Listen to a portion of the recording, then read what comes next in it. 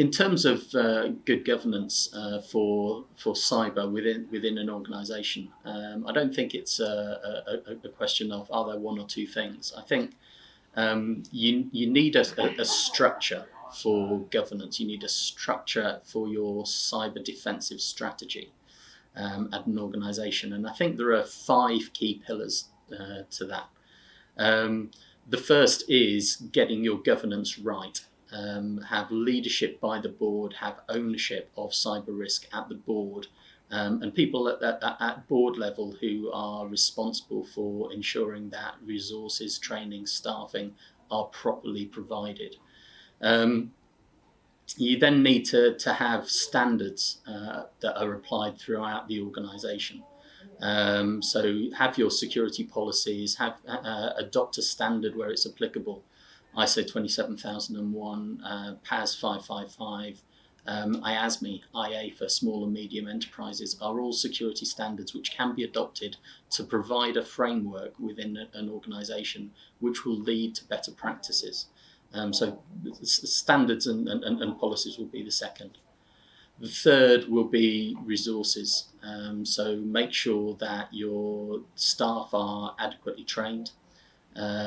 So every user of the system needs to be aware of cyber risk, of why they need strong passwords, why they shouldn't write them down, why they shouldn't share passwords, how to spot a phishing email.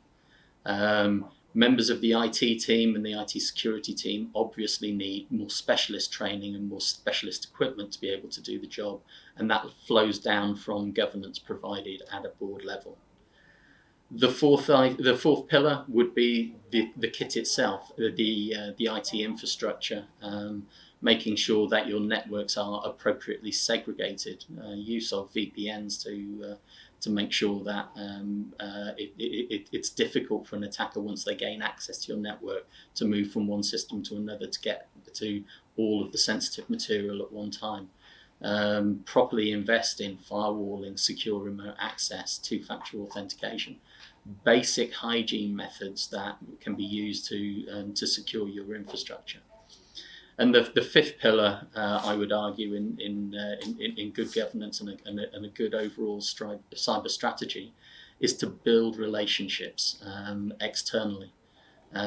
Make sure you've got those relationships with external breach counsel, crisis communications, a forensic provider, so that you know where help is coming from in the event that you suffer a breach, because these days it's when, not if.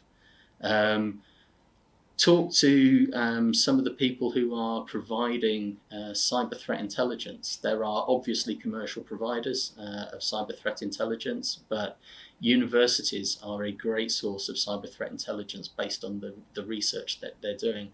A lot of governments have information sharing schemes where you can get information on threats to your industry, your local geography, build those relationships. And look at whether or not you want to build a relationship with local law enforcement, so that in the event of a breach that is criminal in nature, if you want to press charges, you know who you're turning to.